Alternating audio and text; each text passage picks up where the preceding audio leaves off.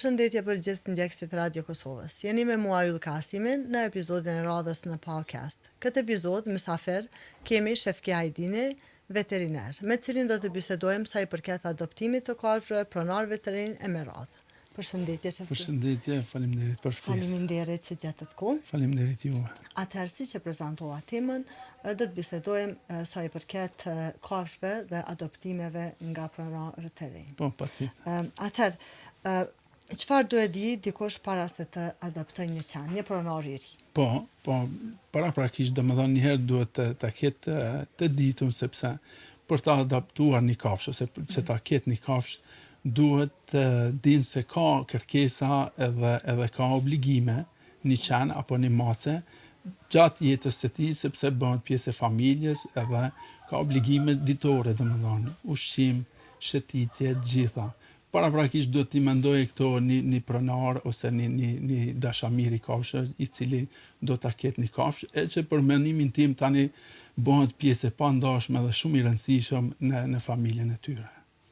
Pajtojmë plotësisht me këtë pjesë. Po. Atëherë, cilat janë hapat e parë, zotri Shefki, që duhet të ndërmarrin adoptues të e ri, cilët vendosin domethënë me bëni kafshë pjesë të familjes tyre? Po, si hapat para e që unë duhet ta shkoqiti këtu jo të blejnë kafshë me çmime të larta siç i shohim na dhe si veterinar që jemi.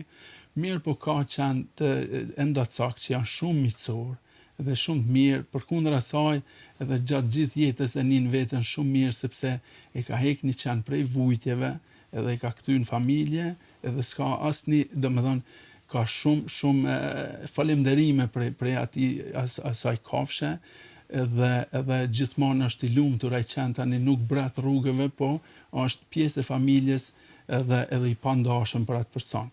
Para se ta adaptoj ose kur të marr vendim që ta adaptoj, është mirë që të konsultohet me një mjek, me një veterinar, edhe t'i ketë të dituna hapat cilat duhet t'i bëjmë vaksinimin, kontrollin, dhe elementizimin e kështu me radhë.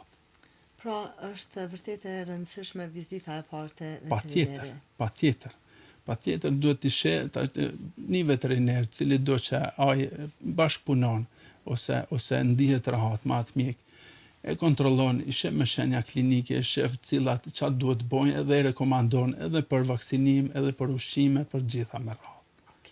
Atëherë, cilat janë trajtimet dhe vaksinat e para bazë për një qen të sapo adoptuar? Po, nëse e marr të moshës të vogël, në fjala klysh, të moshës 2 muaj dhe konsultohet me atë që e merr ose a ka të kryer vaksina, nëse jo, që nga dita 45 mund të fillon me vaksinën e parë, të bëjmë vaksinën e parë që bëhet kundër parvës edhe listë, tani vazhdon pas 21 ditë bëhet vaksina e dytë, edhe pas 21 ditë tjera bëhet e treta dhe e tërbimi mbi moshën 4 muaj dhe tani vetëm çdo vit i bëhet rivaksinimi ose vaksinë polivalente.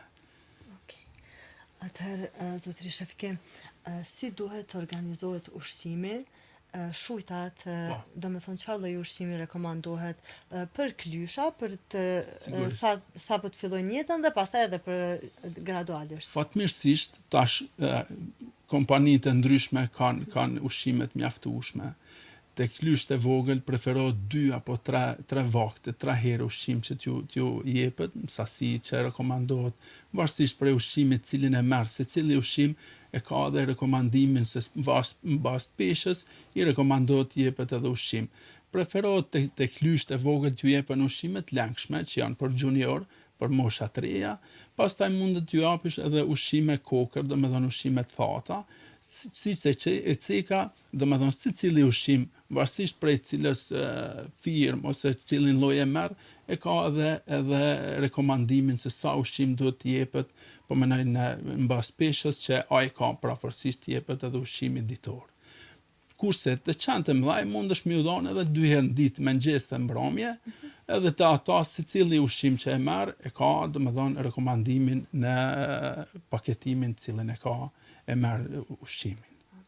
A preferoni zotri Shefki, se shoh shumë varshmëri të ushqimeve në rrjetet sociale ku i shtojnë edhe perime kokrave? Mundesh se janë, domethënë ato janë të balansune, nuk mundesh me thonë që nuk mundesh t'i japësh, mirë po nëse janë të balansune dhe të rekomandune në bazë të fabrikës, ku është përpunu, mundesh me ju dhonë edhe prej tyne, po jo me ju dhonë ushqime siç kategorikisht domethënë është ndaluar çokolata, ose qumsht i lopëve, ose hudhër, qip, nuk preferohet me ju dhonë kafshëve shoqërimit. Duhet të eliminohen ato, edhe ushqimet tona nuk preferohet, se tash me të vërtetë edhe nuk janë shumë kostoja nuk është shumë e madhe ushqimeve, edhe është edhe pastërtia, edhe racioni shumë i saktë, i sigurt, edhe gjitha janë të planifikuar, edhe unë mendoj se ka ushqime të mjaftueshme edhe të bollshme me dhënë qenëve edhe cilësor, edhe jo me ushqime me çmime shumë të larta. Na bisedum sa i përket pronarëve në vendin tonë, që ke mjaft e rëndësishme si temë, po dua të ndalem të adoptues të jashtë vendit. E dim që shumica prej nesh kush merret me qenë, dëshira jona e madhe është t'i gjejmë familje jashtë vendit. Kjo është sa është kjo procedurë e vështirë, e dim edhe ne. Si janë procedurat, a mundesh me na tregu hap pas hapi?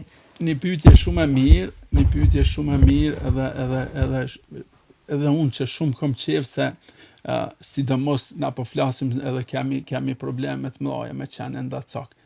Edhe mundësia për mi adaptu jashtë është shumë e mirë po procedurat në Kosovë janë mbas të aty në që unë po ndigjoj edhe po lexoj janë më të shtira ose më të komplikuara se sa në vendet përreth neve, sepse për me adaptu një qenë jashtë vendit, realisht ose në fillim duhet t'i bëhen vaksina e tërbimit, pastaj të merren mostrat gjakut, dërgohen për rezultate për titrin vaksinal, dhe si procedura edhe zgjasin edhe kushtojnë. Domethënë zgjat për të adaptuar një qenë jashtë vendit me rregullore i mbyn minimalisht 3 muaj. Të paktën 3 muaj, sepse moment që e bëjmë vaksinën e tërbimit, e aplikojmë ne si veteriner, pas 20 ditë, 21 ditë duhet merret mostra gjakut, dërgohet në laboratore referente në Gjermani, në Austri, apo edhe në Novi Sad, që është më afër, edhe të pritet rezultati që merr kohë pavarësisht 2 apo 3 javë, derisa të kthehet, delet titri vaksinal, pastaj, momentin që kthehet rezultati, duhet pritet qëndroj qeni në Kosovë edhe 3 muaj. Pastaj të lëviz shkojë jashtë vendit. Baras kësajna që i marr shumë kohë edhe kostaja po kushton. Domethënë edhe kostaja. Unë nuk e di organet kompetente, domethënë po shpresoj që me lëviz në këtë drejtim edhe mi lehtësu këto procedura, sepse e mira është e dyanshme, edhe ata qenë janë shumë të lumtur edhe janë shumë mirë tani në vende ku adaptohen, edhe neve na zvoglohet numri i qenëve ndacak, i cili është siç po duket, edhe pse janë të mundu me i trajtu, me punu në drejtim, po ka prap mjaft qenë ndacak në rrugë. Kështu që mirë kish qenë me i shiku procedurat organet kompetente dhe me pa mundësin me i lehtësu këto procedura, sepse unë me sa e di, sa kom informacion edhe një në Kosovë, jemi në zonë të kuqe, po nuk kemi raste prej viteve të 50 që ka tërbim, po flas në zyrtarisht.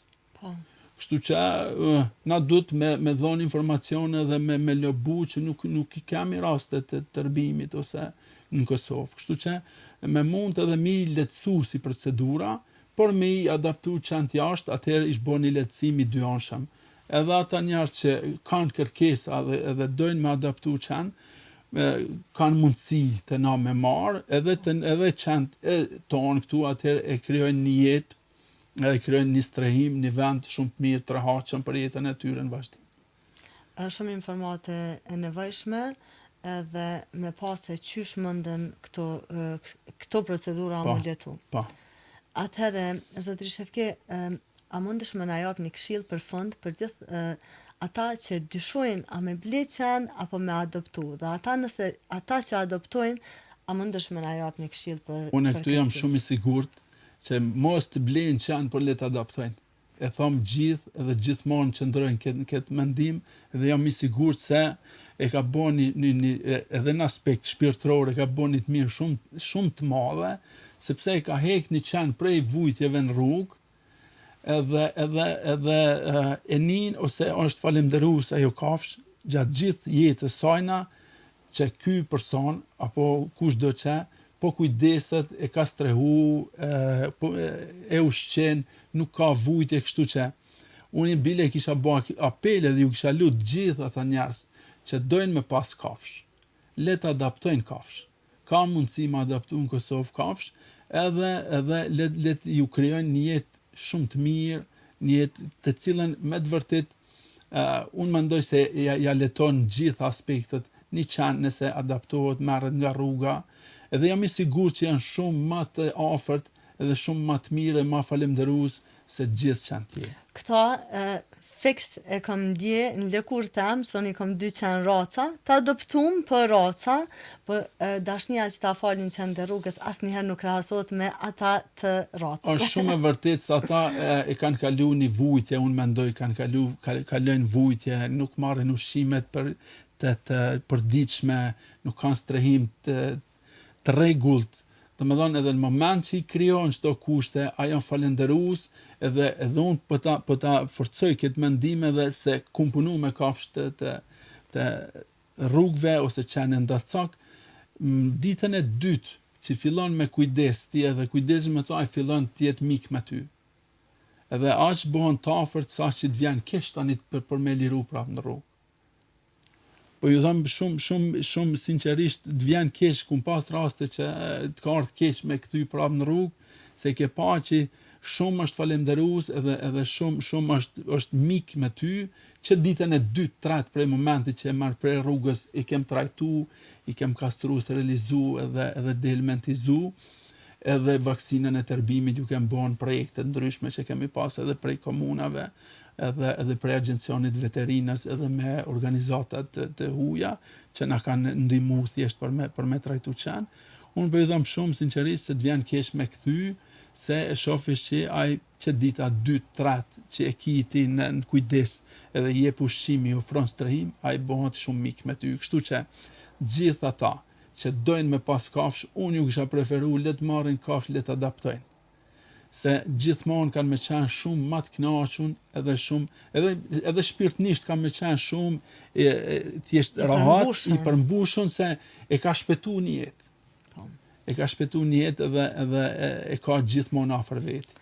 Faleminderit shumë zotëri Shefki për këto këshilla, për bashkëbisedimin dhe shpresoj që do të jemi përsëri në një kohë tjetër në emisionin Patjetër, unë ju përgëzoj edhe ju uroj që të keni çdo herë emisione edhe sa më shumë që të njoftohen edhe të keni informacione ata dashamirë që dojnë të kenë kafsh.